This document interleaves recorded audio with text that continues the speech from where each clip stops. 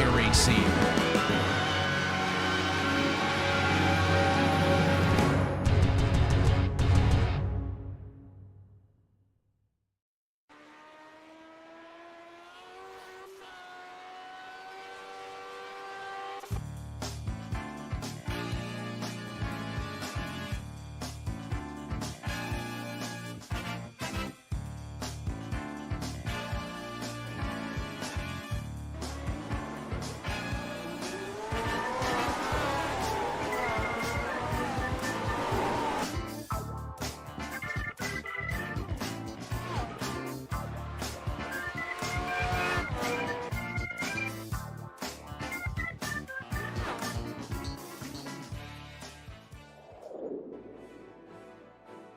A hop across the Pacific takes us to today's venue. But unlike last time, we won't see those fast sweeping corners. Time to get a little bit more tight and technical as we get ready to watch round 2 of the Lotus 49 Grand Prix Legend Series. And you'll see it all live here on the Global Sim Racing channel. Hi, I'm Joe Peak, and with me in the booth is Jeremy Scott. Behind the scenes is our director Daniel Costello, and he's using cameras provided by Dougie Beard. Sandown is a strange case of a horse race track that did not become an oval circuit. Let's take a closer look at it with our track guide. Welcome to Sandown International Motor Raceway. Located on the east side of Melbourne, Australia, like many older racetracks, it started life as a horse racing circuit. But unlike the numerous ovals that emerged from that trend, this one wound up as a road course. At just over 3 kilometers, or slightly under 2 miles, the 13 turns don't make it look terribly complex. However, once you get into the cockpit, you get a clearer picture that it's anything but simple. Of the various chicanes and 90-degree corners dotting the course, the first turn is one of the more open ones. In fact, both the front and back straights lead into very tough places to overtake. Turn 6 at the end of the backstretch is the more notorious one, with it being scarily fast, blending directly into 7, 8, and 9, as well as offering very little runoff to the outside. Meanwhile, Turn 4 and Turn 12 stand out as 2 of the most critical corners on the track. Both leading onto long flat-out runs means ideally you'll need to focus on your corner exits to ensure a better lap time. While Australian supercars steal the limelight, the place has also seen a variety of types of racing, from sports cars to open-wheelers and, of course, motorcycles. In fact, the famous Lotus 49 saw victory lane here at the hands of Jim Clark in 1968 in a non-championship F1 race. Local noise restrictions may have limited it to only 5 race weekends a year, but it still offers thrills to the numerous race fans who show up each and every time.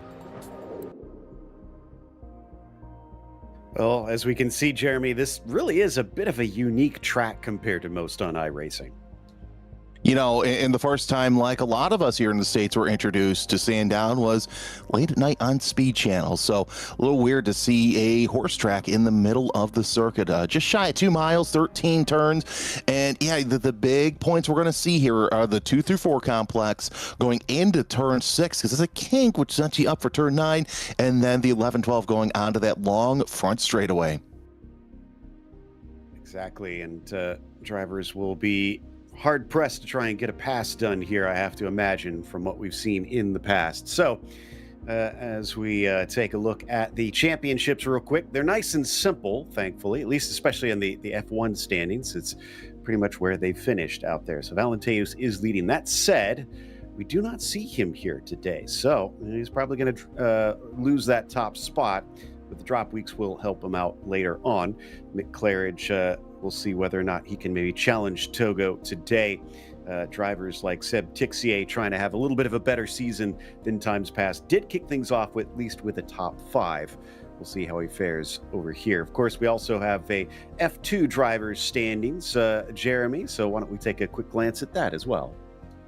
Yeah, take a look at F2. Carpentier with your points lead. Then it's Massa with Bruno Camacho and Donald Peak sitting there in your top 5. Nice and tight, obviously, with it being the first race of the season last week, but anything can happen here, as we all know in this championship. Stephen Klaus rounding out your top 10. It could be interesting to see who takes the top honors in this second weekend here in the 2026 season, which 2026, what, 4 days away now, Joe? I think we're on the precipice of the new year. Indeed, yeah. Next week will be the first time that's in properly 2026 when we go racing, as we take a look at the Cup of Nations as well. Valenteus hailing from Ukraine, obviously up at the top there with Togo from Japan in second, and then Mick in England in third, and then Nicola Kaki with Italy is in fourth. And Seb Tixier, while he is located in Singapore, he claims France as his home. So he has scored for France to wind up in the top five. Now, of course, we will have viewers that have not experienced the Grand Prix Legends before, Jeremy. So why don't you run us down through the race details?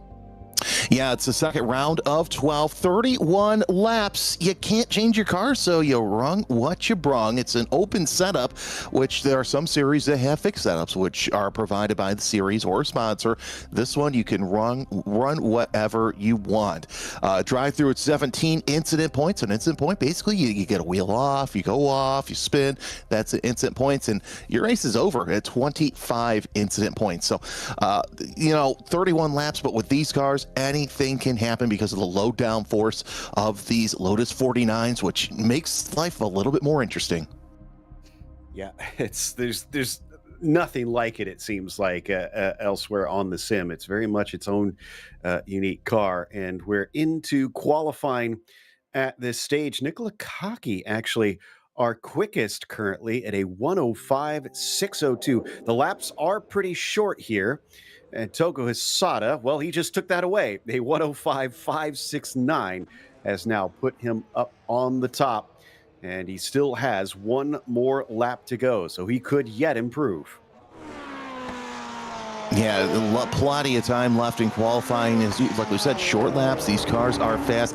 I like to equate it as a Formula Ford with a V8 in it, and of course, it's a Lotus, so it's going to be close to the Ford spec. So you're basically playing with fire if you've never driven a Lotus 49, and they're actually absolutely interesting cars as we work our way around that back straightaway. And, you take a look at it there. You've got the chicane in the back portion, and then the 12-13 complex onto the main back. Actually, we're still working our way through that second half of the lap. But yeah, take a look at how long the straightaways are. 13-1, and then we'll call it 4-6 because turn 5, yeah, it's a kink, but you can still run that flat out. So a couple good passing opportunities. We'll see a lot of drafting like we always do in the 49s, and a couple tactical sections, which I think that's going to really test Might and Machine here. Yeah, and you say long straights, and yeah, it is somewhat long, but we have to remember it's sub 2 miles in length around here, so you still don't get up to the speeds that I think that many drivers find themselves expecting at places such as Road America. In the meantime, Seb Tixier on our screen, he sits in 6th place right now, 105.9. Compare that to a 105.5 for Togo Hisada. It is very tight out there on our timing. It looks like we've got a gap of about 3.5 tenths of a second from Togo to Seb there in P6. So it's going to be all about minimizing those tiny little mistakes and absolutely nailing everything around the lap as he comes down to the last chicane. Yeah, geez, that just a commitment around some of these corners as qualifying still underway. You see how these cars are going to handle as Hisada across the line.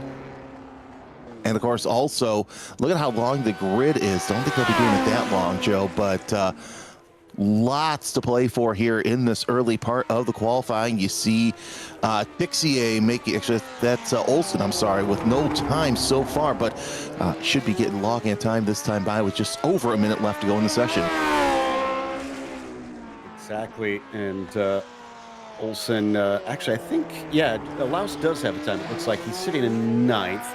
Let me see if he's had both of his laps so far. He's only had one lap, so this second one going to be important, and he just now crosses, and that's going to be a 106.2, a slight improvement, only up to 9th position. And we do have 3 drivers that have not set a time in these last 30 seconds, and I don't see them on the track, so that's going to be it for them. Starting from the back will certainly be a test all its own around this track. I see Seb Tixier, even though he's still continuing here, he's showing with a black flag, which is interesting. Don't know what that is for, but his second lap did not count. So not sure what exactly has caused him this. At best, his first lap was good enough for 6. He's going to have a heck of a time. I think he maybe threw it off the track in a little bit of frustration there, knowing that he's got some work to do if he hopes for a win today. Well, we let the clock now count down to 0 so that it is official, and our 27 drivers will take to the track for 31 laps here. They will go by quickly, without a doubt. And on the top of it all, it is Togo Hisada on the pole position. Nick Lakaki starts from second. Can he get on the top step? It's been a while since we've seen him win. Kevin Verbruggen as well, with few wins to his name. He starts from third. Jacob Reed in P4. Leo Sequeiro will start from 5th, as Seb Tixier is only good enough for 6th today. Nick Schneider, he'll be P7. Kurt Clapper, who usually doesn't qualify, is all the way up in 8th. Laust Olsen will start in 9th. John Olsen, no relation, will round out your top 10. What about the next 10, Jeremy? Yeah, the Olsen-Natso twins on row 5. We'll take a look at row 6 as you see Gary Ho and Marco Salgado line up together. Cam Porter and Josephine Becker make up row 7. Row 8, Yannis Carpentier and Michael Grinsker in that row. Then you got Alan Graham and Matthew Maudsley. Rounding out your top 20, Joe, are Bjorn Ackerman and Robert Plumley. Then you get down to 21st, and it's Thomas Tuba with Remy Ferrard in 22nd. Andrew Eng starts 23rd, and Andre Bruno in 24th. Mats Linden, P25 for him, as he failed to set a qualifying time. Same thing with Don Peak in 26th, and Christopher Garland in 27th today. Looks like we just about have everybody out on the grid now and ready to go. It is something of a short run down into the first corner, so it might be a little bit clogged up once they head into 1, 2, and 3. And it looks like they're all ready, so the engines will start to rev as the lights are up for round 2 and the green flag is out off the line. It looks like Cocky got a much better start than Hisada. He's already ahead of him down into turn 1, and Togo is slotted back in a second for Bruggen with a fight with Jacob Reed for P3. Now switches gears as they come into turn 2, and they get single file, at least at the top group, but look at how congested it is in back. I was going to say, Joe, one thing that really helped these guys is the fact that it was a side-by-side start, not the staggered start, which we're used to. So Cocky opening up a 7/10 of a second. Already a spin. That is the number 15 of Kurt Clapper. He's back underway, and that's what we mentioned. We got to watch that 2-3 complex at the start because that's going to catch some drivers out. Gary Hill already with the black flag. Not sure what happened there, but the driver in 8th is going to have to answer that pretty quickly, or else his race is going to be over before it began. That is such a shame. I'm going to guess it's a jump start, but we don't know for sure quite yet. We'll find out in a bit. And poor Kurt Clapper, after such a great qualifying, all the way back to last place on the start. Gary Ho immediately taking it into pit lane to serve his penalty, while Nikola Kaki leads the first lap around. He said it's been a while since he's taken a win.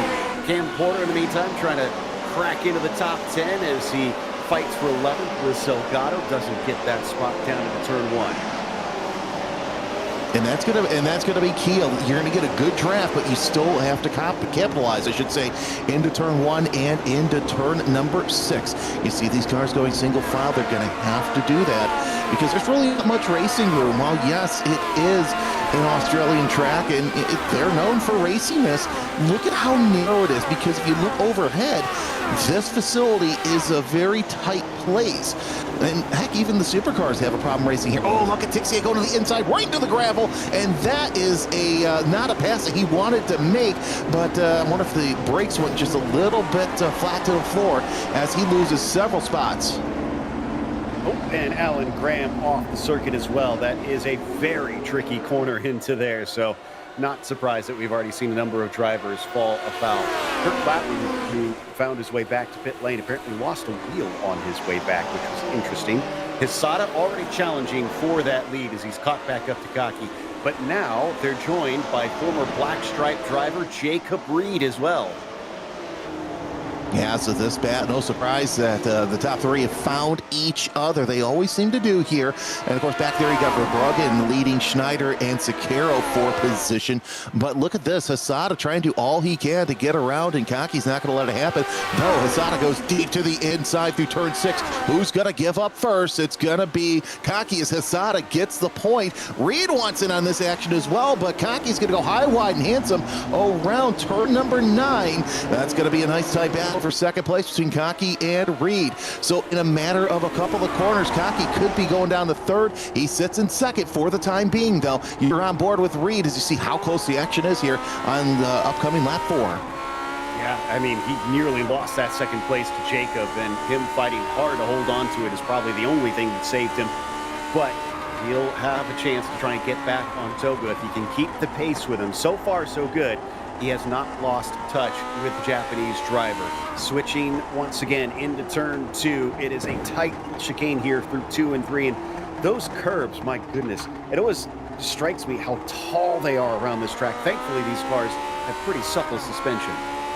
I would say it makes it even worse because you're so down to the ground and your butt is so close to those curbs when you're on there. So, you know, and looking at this view here, Joe, Sandown almost reminds me of what an old school circuit would be back in this era of the Lotus 49. Oh, God, that jump, that's got to, you know, that would feel so interesting. Here's what's cool, though. Look at Reed. He's able to use that entry curve as a little bit of a push-off point to catch up to Kaki. Kaki has his sights set to get that lead back, but Hesada, look at how good that he has been running so far.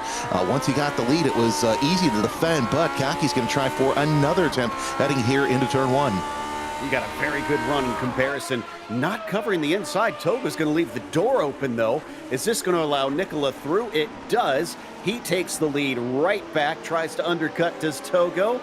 It's just not a long enough straightaway to make that happen. So we've seen the lead change twice and over the course. A cut through the grass from Kaki. He has to give the time back. Does so at the next corner. And he's going to lose out to Verbruggen as well, it looks like, who gets a good run on. Meanwhile, Jacob Reed is trying to take this opportunity to run away. Verbruggen side by side with Nicola coming down to the end of the straightaway at turn 6. And it looks like Kevin has got it. You learn something new every day. Nicola Kaki, owner of a landscaping company, but he's still trying to sit there and get back into the bottom 7 podium. But for Verbruggen, no surprise that he was able to capitalize on that. And this little mistake by Kaki has entered 3 more drivers into the battle for the lead in the form of Verbruggen, Schneider, and Sakaro. So your top 6, anybody could pounce at any sort of time. You see now Jacob Reed starting to reel in on his but Kaki, he wants that 3rd place back. It gets back on there. Tixier, though, with the fastest lap of the race from 9th place. So Tixier, should something happen, he might enter into this conversation as well. Still plenty of time left to go. Steps clearly got the bit between his teeth, but he's got some work to do. He's sitting about 5 seconds behind the lead, whereas the top 6 still within 2 seconds of each other when they cross the line. So yeah, you're right. This has brought in the rest of them in a big way, although it's a bit of a gap between Kevin and Jacob at this stage. I think those top 2 maybe trying to put off the fight for the time being so that they can try to run away, stretch it away, make it a 2-car fight instead of 6 in 1. Let's see what it looks like when they cross the line this time as they come up to the last chicane.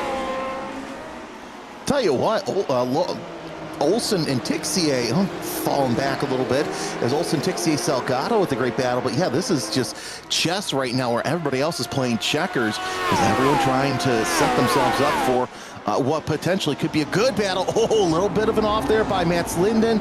I should say Andrew Eng.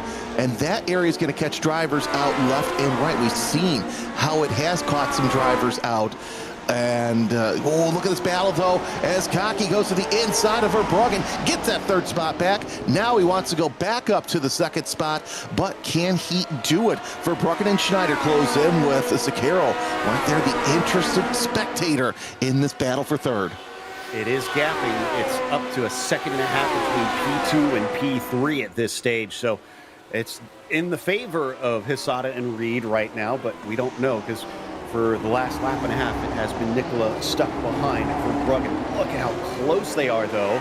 nearly nose to tail coming through turn 8 and down into the last couple corners on the lap as they try to set themselves up for that last exit. You can see there's just a little bit of a kink trying to put the throttle down. Somebody else in pit lane, it looks like, and I think that was Alan Graham that we saw in the background as Hisada has set another fastest lap of the race. Yeah, no surprise there that the leader, who was just also quick. Oh, looking for Bruggen, closing in on Kaki as you look off the left rear suspension. Look, there's so much travel here at Sandown. You would think that it's smooth, but it's really not with all the travel that we've been seeing out of the suspension, more so than we normally see in these 49s. I'm not just talking about the curbs either, because you're shifting so much momentum left and right. Now Verbruggen has opened up less than a 0.3 of a second gap. Kaki over Verbruggen. But this battle for third, this could heat up pretty quickly, especially if these guys can master some of these more technical spots of Sandown and really stay out of the gravel. You see some of it kicked up as somebody went off last time by. Michael Grissinger in the lucky number 13 spot, trying to hold off Maudsley. Unfortunately, not too lucky right now, as he does have a black flag. And do we have what caused it? Is it supposed to give enough time left? So let's see. We're hearing that this happens on the straight. Oh, it's incident points already. My goodness, we're on lap 13, and that was it. And I guess it makes sense. This is a supercars track, an Australian supercars track, and they're known for very close racing, so maybe you just had a little bit too close a racing too many times. Yeah, so he's really got to mind his P's and Q's before the server parks him for the race. And look at Jake Bree. Look at how close he gotten on the back straightaway on Togo Hisada. Closing in. It's about the closest we've seen Reed all race long. So it looks like the fire's been lit under him. He wants to see what Hisada's seen, and that's pretty much nothing in front of him. Hisada with the wheel wrong. He's going to go 2 off into the gravel, side by side for Reed. That opens up the position. But for now, Reed going to try and hold station, set himself up for turn 1. And that corner exit is already massively dirty. That's a way better exit for Jacob Reed. That seems to be the Achilles heel of Togo Hisada in this race. Can't get the power down. And now that Reed has the inside, is this job done? The number 1 car has the desired line coming into turn 1, but good under braking. Togo Hisada fights back on him. It is not enough, and Jacob Reed is your new leader. Yeah, of course, that's brought in Kaki and crew to the back of Hisada. So now Togo has to figure out, does he want to fight for the lead or does he want to defend his position? He's got several fast drivers behind him as your top 6 now in a single file line, but that opens up just a little bit as Jacob Reed net has gained a half a second on everybody else, but Hisada not going to let it go so easy. We know how tough he can be, but how fair he is behind the wheel. Reed coming around turn number 9, and yeah, it's just getting dirtier and dirtier every time. So you've really got to tiptoe around there, make sure that you don't slip on anything to stay in position. Checking my stats, because I know they are a little bit out of date, but I don't believe Jacob Reed has taken a win so far. Now, he may have last season, and we'll try and double check on that, but regardless, this could finally be a big finish for him as we ride on board with Togo Hisada. Going to try and deny him and see if he can prevent him from taking a top spot here in the 49s. Difficult to come by those, even though it's been a lot of years. They have been heavily weighted towards a small handful of drivers. Yeah, it's been interesting to see Jacob Reed really come onto his own, and yeah, you look at the 49s, Valenteus, Hisada, Kaki, Verbruggen, you think of those drivers, but Reed sits back there and quietly and methodically makes his way up through the field.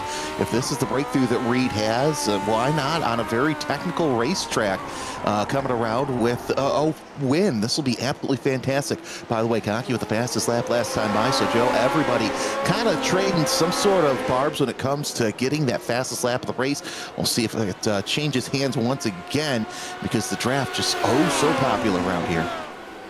And that battle between Reed and Hisada really was a boon to Kaki. The fact that they slowed each other up has allowed him back into this in a big way.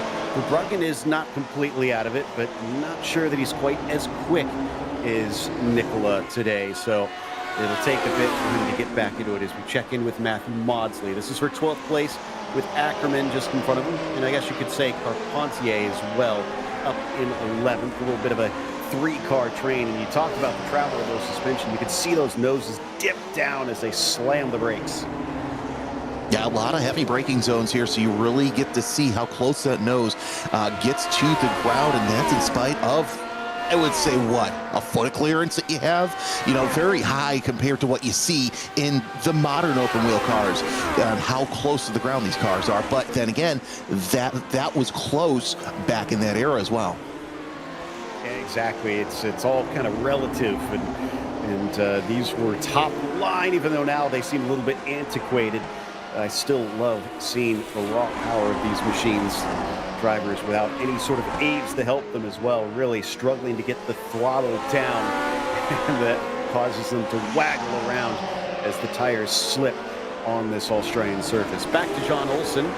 As in front of them, there seems to have been a problem because Nicholas Schneider is trying to get out of the way, and he is in a very awkward space. He's got a little bit of room, and it looks like he's finally free to get it going, but that was costly as he's down to ninth. Now Togo Hisada, it's all kicking off at the same time, tries to pass Jacob Reed into turn 6, but to no avail. And Kaki looked to the inside of Hisada too. 1, 2, and 3 are 1, 2, and 3. Of course, we'll see if Verbruggen can make something happen here as well. But Verbruggen, for some reason, just cannot. Oh, we got a car that spun right there, high centered off the curb, and we'll get back to that later. But a little bit of a wiggle from Kaki. Not a good exit for him or Hisada, as now lap traffic will come into play. But I've got to say, Reed is liking the exit off the final corner out of both his competitors because he's able to get some sort of breathing room. But Hisada late break into turn number 1, looking to the inside, not going to make anything happen, and really can't make anything happen for the next couple of corners here.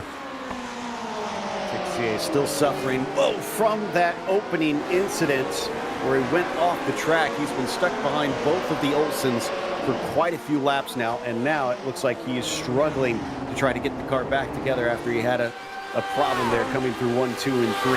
Back to Hisada once again to the inside, as close as he's been multiple times. Jacob Reed feels confident swinging it the long way through, but they are coming across a little bit of lap traffic, Jeremy. This could play a part. I think it will, unless they catch him on the straightaways here, but this is going to be a very solid, interesting exercise to see if Reed can hold on as Hisada gets a much better exit. And now Reed and Hisada going to try and go around the outside. Yeah, lap traffic not going to be a part as Hisada goes high, wide, and handsome heading into turn 1. But does Reed hit the brakes late? He does. Continues with that lead so far as Hisada going to hold on to that second spot. So he's got another opportunity coming up with that long run to turn number 6 as you're all single file. You see Kaki really loving this battle here because it gets him back within the leaders. He's really got him on the ropes, and he's still got half the race to go. The car is so fast here down this back straight. Not sure if it's different gearing or what, but Togo seemingly way better coming off of that turn 4 than he is coming off the final turn, where we see him often struggling to get down the main straight. So not sure what exactly is going on here. Regardless, Togo is going to know where he is strong. He's going to try to use it to his advantage. We know he's a very clever driver. It's just whether or not it's enough to get him past Jacob Reed. But again, look at the distance put between himself and Jacob as he just did not get the run he needed coming onto the main straight. No, he didn't, and it seems like, yeah, coming off of turn number 4, that, you know, you get Hisada's just shot out of a slingshot every single time. So it's got to be something in the gearing there, as you see some slipping and sliding, which is absolutely fantastic to see. I love cars seeing them get sideways. It just shows the driver's ability. Verbruggen, though, in spite of the frustration I imagine he's feeling right now, a fantastic race out of him, seeing him up in the top 5 here with 16 laps into this race. So the driver from Liechtenstein trying his best to see if he can get himself onto the podium. Yeah, doing such a great job here. And He's shown a lot of improvement over the years, but has been a staple for actually a couple years now, I want to say, up at the very top of it.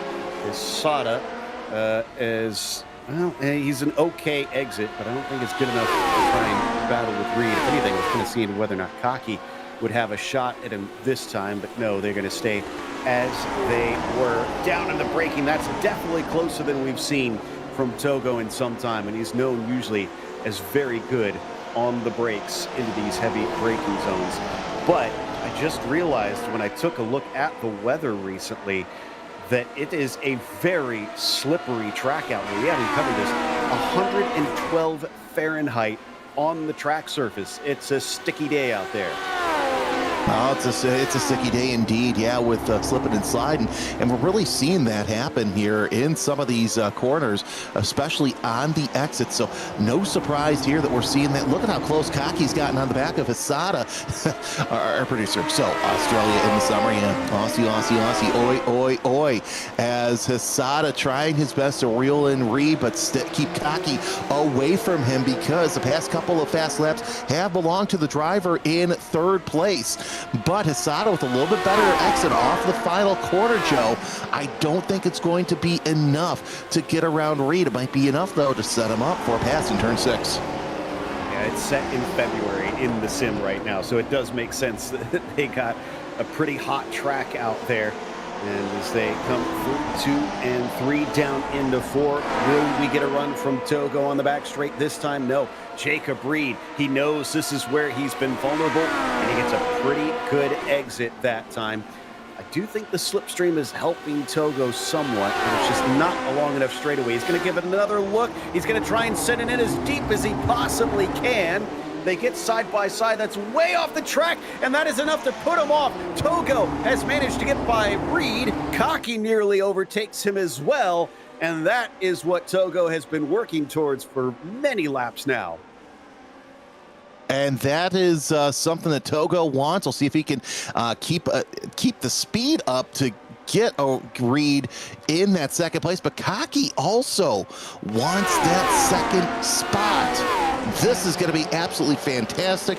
A banger of a race as Kaki looks at the inside, too far away to make something happen. So your driver, who is locked to the 2 fastest laps of the race, still sitting pretty in third place, waiting for something to happen. Yeah, and I'm sure that Kevin would love them to start battling once again to help them reel them back in. It's down to 5, really, with this top group as they've lost Olsen. And it sounds like there may have been more issues with Seb Tixier. Just his bad luck continues week after week, unfortunately. And this time, he made a dive, but the 8 did not think that that was far enough alongside. Chopped him off. Realized late that wasn't going to work. Both of them winding up slowed down at the exit of that corner. Yeah, that was a thank you very much. Appreciate the throw ride, but yeah, no, that wasn't cool. Andres Bruno sitting here battling 3 wide going into turn number 1. That's not going to work. That's the widest part of the racetrack right here, at least, so they can get over that. As now we see this battle for the lead go 3 wide as well. Hisada holding off Reed. Reed gets a little bit of a hip check, almost goes off course. Now Kaki finally gets his shot, but he's going to go look to the outside. Now he's going to set up through turn number 2 and into 3 for that long run down into turn number 6. Lap traffic also, Joe's going to come into play. Wow, it has suddenly exploded at the front. And that means not Verbruggen, but Leo Sequeiro is suddenly with them. He is that white number 5 that is behind there. Nicola sneaking into P2 as he holds on behind, coming down into one of the trickier corners we have seen all race long. They're all going to be able to make the corner, but it's a bit wide for the number 3. There's the number 1 of Jacob Reed trying to get close, but he has nothing to do with it through this short little chute onto the final chicane. He's going to look for the good run. Oh, is another. We've seen this multiple times. Kaki cannot seem to get the throttle down coming out of that final chicane, and this time it's going to bite him. Well, Joe, look at who's in 4th now. Sequeiro's made his way up to 4th. Talk about racers who had good days between Verbruggen and Sequeiro. We've had great storylines on how many drivers have done quite well here, and we're nowhere near done yet. Hisada might even get backed up here to Kaki and Reed, going through the slow parts of the circuit with lap traffic ahead. We start to see that move off, and of course also lap traffic race with one another, so these next couple laps are going to be critical for Hisada to stay in the lead and make sure that nobody else bunches up to him. Yeah, that group that we were watching go 3 wide before the leaders went 3 wide, that is what they're coming upon. So things about to get a little bit frantic for our top group. Hisada is going to hit them first, and hopefully he doesn't literally hit them as he gets ready to try and overtake Andre Bruno. He tries to stay off to the side. Does cause a little bit of an issue for most of the front runners, but he has no place to put the car. Meanwhile, Cam Porter is in a nice fight with Andrew Ang here, and those leaders are not going to quite catch them yet. And down into the corner, Cam might be able to take this one away from Andrew. Indeed, he does. That gets him 16th. Yeah, give it a couple more corners, maybe even a couple more laps. As now, is that a problem with Anger? Is he just slowing down for the leaders? Oh, that's not good, as Hisada is going to be backed up on the lead lap car. Yeah, there's some contact there between Reed and Kaki coming off of turn number 4. So everything is bunched up with Ang having his problems heading into turn number 2. Unfortunately for Nicola and Jacob, it doesn't look like it worked out well on the exit, so they are not able to get close enough to Hisada coming up into turn 6. And they'll get a few more cars that they're still dealing with here, as in front of him, Nicola is so close to the gearbox of Togo. This has got to be nerve-wracking, but now with many championships under his belt, Togo is very experienced having to deal with this pressure. In fact, usually he's on the attack trying to get by Austrias Valentinius. Instead, now he's on the reverse situation, dealing with a mirror absolutely full of an Italian. Yeah, he's probably thinking, now this is what Valentinius has to deal with every race weekend. No surprise there as you see the lime green helmet of Kaki trying to watch where his competitor is going. He sees 2 other lap cars. Will they move over? Well, one of them will move offline and allow the leaders to come past. That's 1 down. We'll see another one come up, and there's one even further than that. So these 9 laps are going to be filled with drivers who are 1 lap down or more. That's going to give Kaki plenty of chances to possibly close in, and even Hisada plenty of chances to basically play block. Let's see, I know they've got Cam Porter in front, so it looks like Don Peak, and then after that they've got a little bit of a respite, so hopefully that'll be a break for our top cars to be able to race one another. There is Don Peak, who interestingly is our hard charger right now, up 11 spots from where he started this race, and not too shabby, but I have to imagine a lot of that is some of the attrition we've been seeing. So many cars have had trouble keeping it just on the black stuff. That's half the battle today. That's half the battle here at Sandown, and really a fantastic running out of Peak in what I see as the fruit stripe colors. If you're a person of mine or Joe's age, you understand the reference there. Hisada holding off Kaki once again as these the lap cars really starting to come into play. As Porter, he's the next car who was about ready to go 1 lap down, and Hisada cannot get around Porter.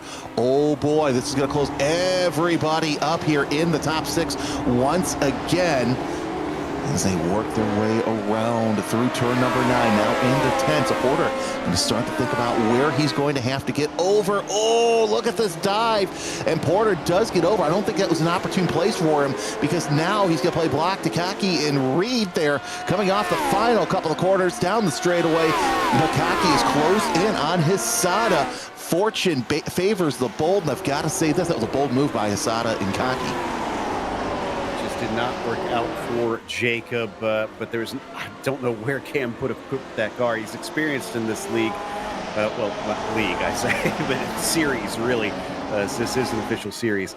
And he did his best, but there's just not much he could do in that situation. This is looking good for Kaki now, as I think he's going to get a nice little slipstream coming up the hill towards that long left-hand sweeper, but it's not long enough. Now, as they get closer much like they did with Porter last time. There's a big look to the inside and a lock of the brakes. That's going to open the door. Jacob Reed does not need a second invitation. He is through into P2. But where does Don Peak put the car in this situation? He stays on the racing line. He's got just enough, and this is what he needed. The timing was perfect. He should be able to lift and let them by. Yeah, and of course they're letting more lap cars go around, but Reed, he's all on the back of that gearbox of his Sada. That late move gave him the fastest lap of the race so far with a 105.5, but still, look at that. The Sada goes wide. Reed goes high, wide, hits him around turn number 2. He's going to take the lead. So from third to first in a handful of laps, Jacob Reed gets that lead back. A rare mistake from the Japanese driver, and Reed pounces. He is now up into the lead as they come up the hill once again. This is where Togo has been trying to make that move and has successfully in the past, but he's not going to get it this time, and he'll have to stay in P2. 6 laps to go, and I couldn't tell you who is the strongest to take this win. It's been different drivers who've looked strong at various stages. Yeah, and that is just how this race series or the league ends up, is that close. As you look out of the back of Reed, he's able to open up a gap just a little bit more down the front straightaway, but Hisada reeling him in too far away to make something happen unless he decides to take a drastic action, though. With 5 laps to go, it's not the time to make that, because one wrong move could put you in the gravel trap. And with as tight as everybody is, Joe, he might be able to get down to 6 and deal with Laust Olsen, but it's still plenty of time on the track to make something happen. Hisada with a little bit of a squirrelish exit off of 4. I don't think we'll see a move this time, but Reed looks like that he's got everybody's number so far. They've been lapping so many cars that there's only 14 of them still out there on the lead lap, a little bit more than half at this stage. But the top 5 have been running so hot out here that it is 11 seconds from P5 to P6 down to Laust Olsen. From Reed to Verbruggen, the laps have been astonishingly quick despite the lap traffic. And coming onto the main straight, we saw a tiny wiggle out of Togo Hisada. That will deny him this time, coming down into turn 1. Down to 5 laps to go. What has he got to try and keep Jacob Reed from finally claiming a win?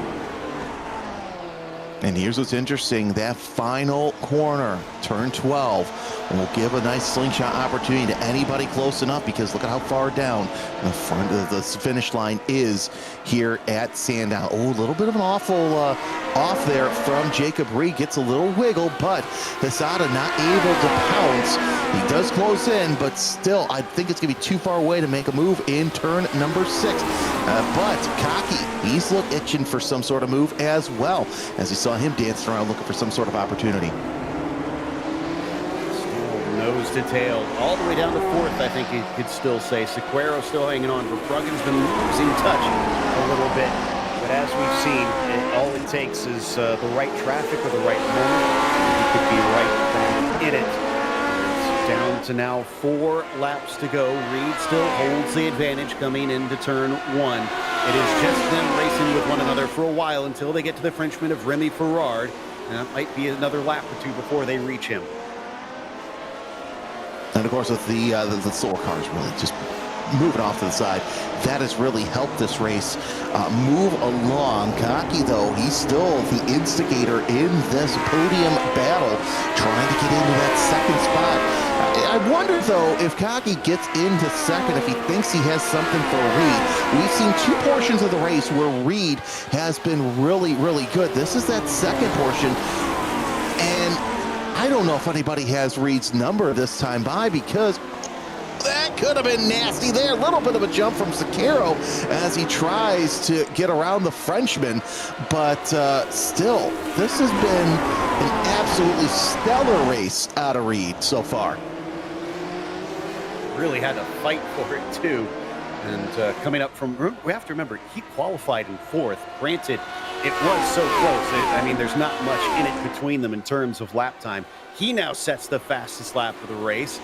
And can he use that to his advantage Hisada, with 2 laps to go, has got minimal opportunity to try and do something. Do they have any more cars? No, this is it. There is no more lap traffic to deal with. It is down to who can outrace one another mano a mano.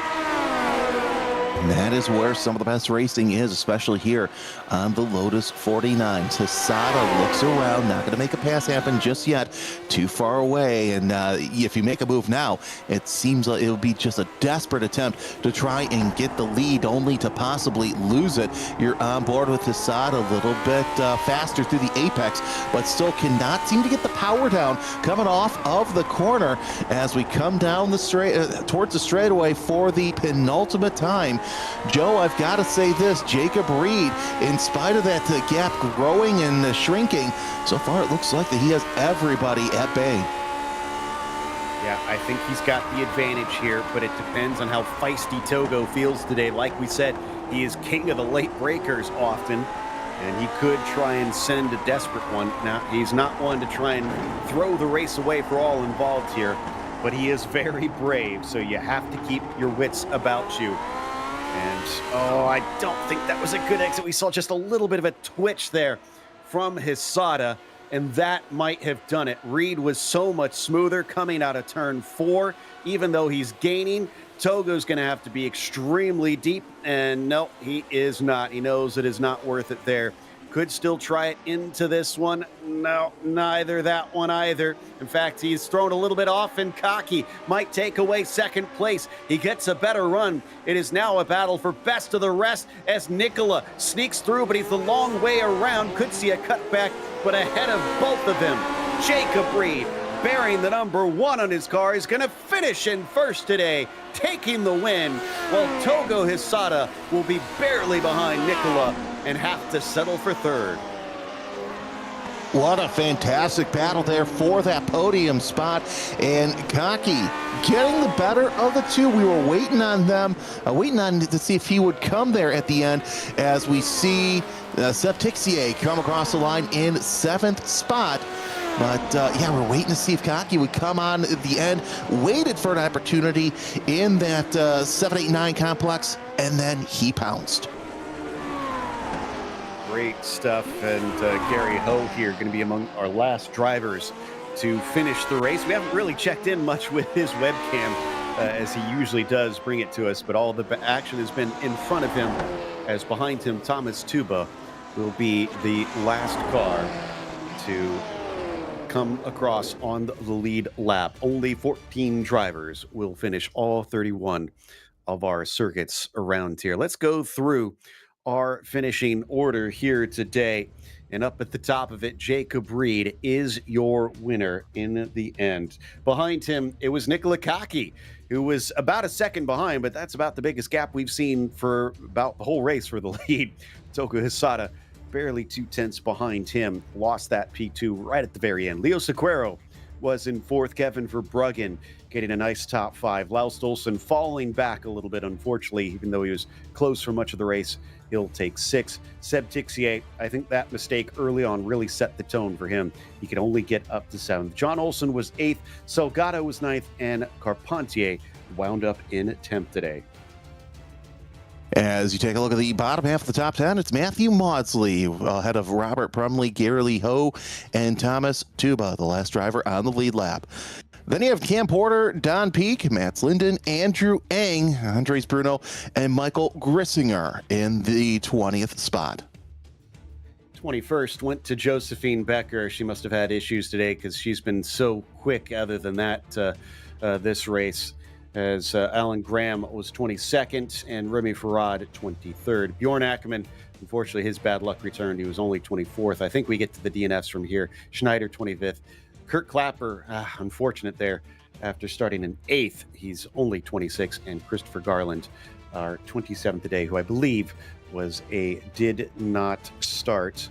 Don't see anybody ready for us quite yet, which is a bit surprising considering how much fun we saw out there. There's got to be some drivers with some stories to tell. But you mentioned, Jeremy, just how racy this track is. And boy, did it prove it today.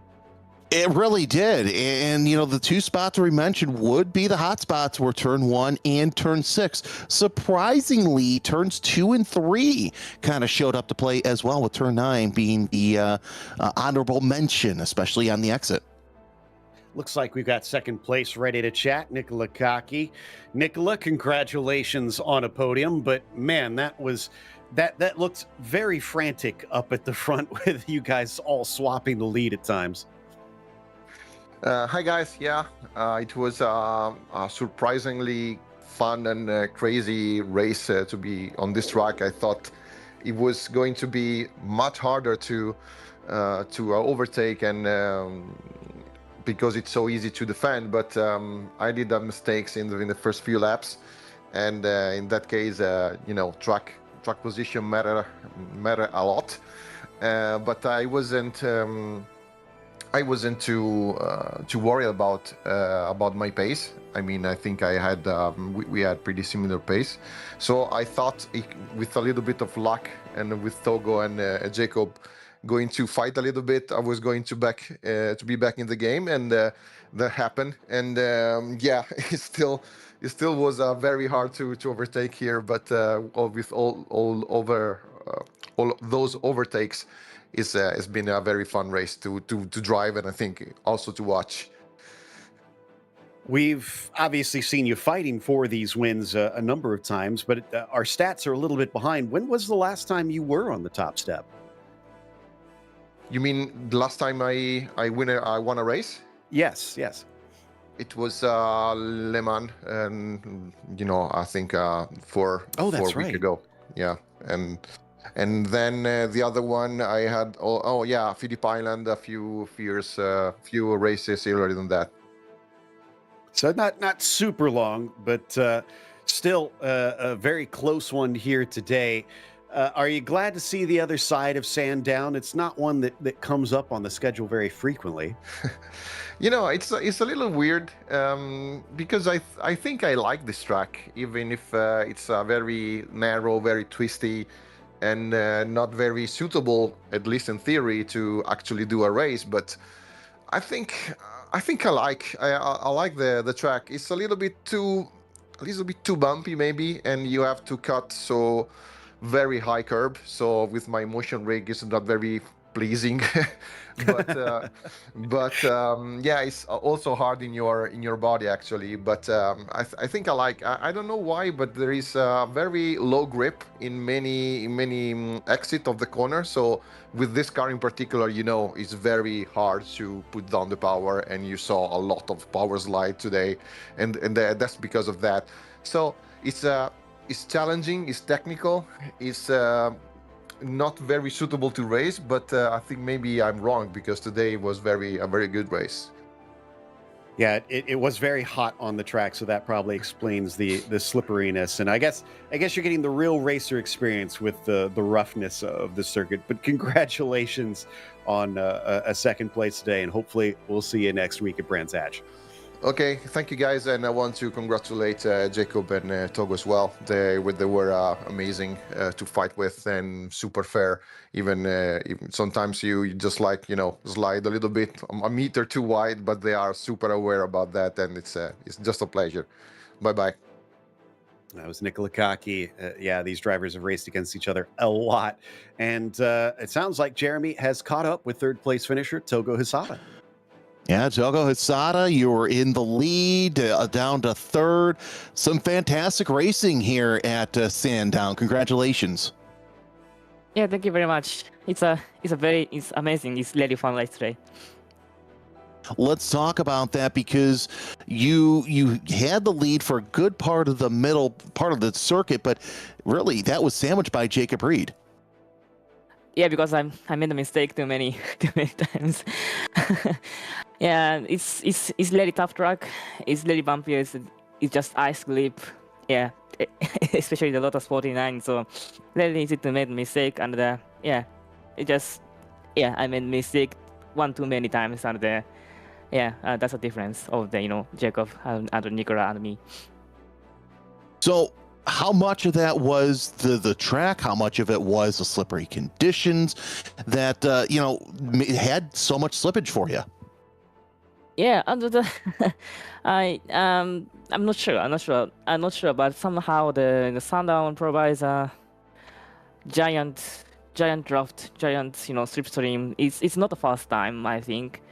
Yeah, I remember that the past 2 times I raced here under all the times I feel the strange strong slipstream here in Sandown. I don't know. I don't know, but yeah, somehow provides good racing. Of course, also other than yeah, but it's magical truck. I like this truck. I like this glove. Yeah, it's very unique.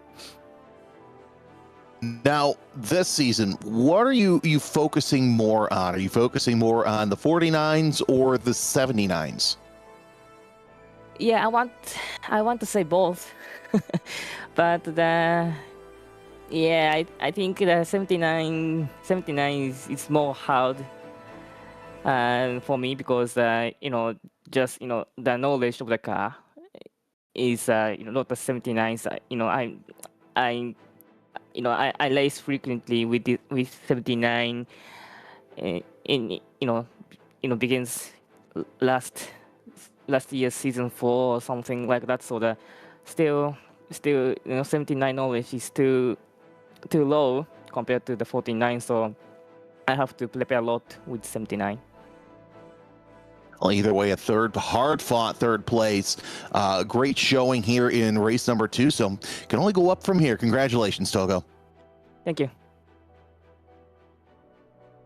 And of course, Joe, the big story that we have here is Jacob Reed could do something that's rarely done here on a weekend series. Exactly. He's won the first of the 3 vintage races that we cover here on GSRC. Only one driver has managed to win all 3 in the same weekend. And that is Jamie Fluke. And I think Reed is a prime candidate to try and do so, as Jamie Fluke was also another black stripe driver. But we'll have to wait and see, as it's a lot harder than you think. We saw it attempted last weekend, and even then, Audrius Valenteus, who has won in all 3, was not able to do it. So it'll be a real task for him. We'll wait and see if he shows up at IMSA and does that. We'll talk about that in a second. In the meantime, we want to give a big thank you to the Lotus 49 community for bringing us back for another season of coverage, as well as to our team today, Jeremy, Daniel, and Dougie. Make sure and subscribe to our channel so you don't miss a moment. As we've been mentioning, the next race is going to be at Brands Hatch. That'll be Saturday, January 3rd in 2026 proper at 8:30 a.m. Eastern. And if you do want to see that IMSA vintage race coming up, that'll be at Interlagos at noon Eastern today. Be sure to check out our other broadcasts on the channel. And until next time, race clean, race hard, and we'll see you on the track.